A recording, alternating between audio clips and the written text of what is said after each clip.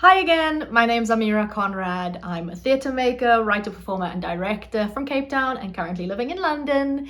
And we are back for the third and final phase of our playmaking learning. And this final phase is called the solidifying phase. At this point in the process, you've done your phase one, you've asked all your questions, done all your research, you've done phase two, which is your improv, your transcription and editing, and your structuring of the play. And now we're going to finally solidify things into an actual physical play format, and it's really exciting.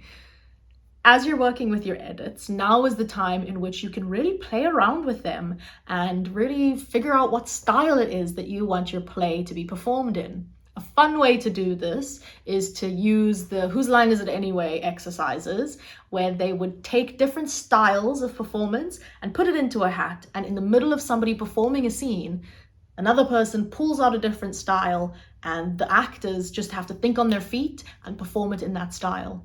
Some examples are melodrama, realism, cowboy western, Japanese anime style, any styles that you and your group can think of for movies, TV shows, plays that you've watched and you've enjoyed. Play around with it now until you find a style that fits your production. There are lots of different ways that the audience can exist in a space. The very obvious one that you might see in a school hall is proscenium arch. And that's the one where the audience is on one side and they're just looking at the theatre and it looks like a little frame. So you might see it in your school hall when you're doing assemblies. You might see it if your school does school plays.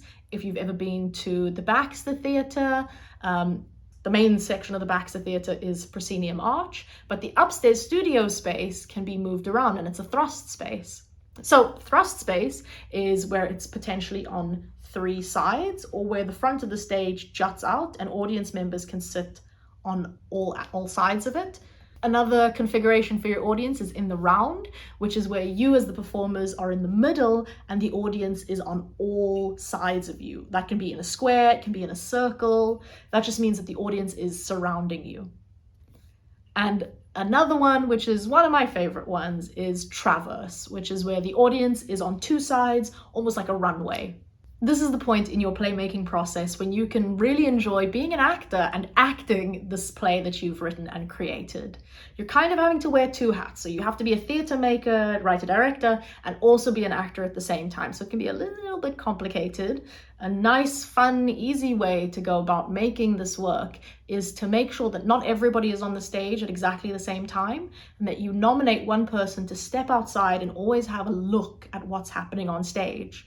If you have scenes where people all have to be on stage for the same moments, you can always film them, watch them back as a group, and see what works and what doesn't.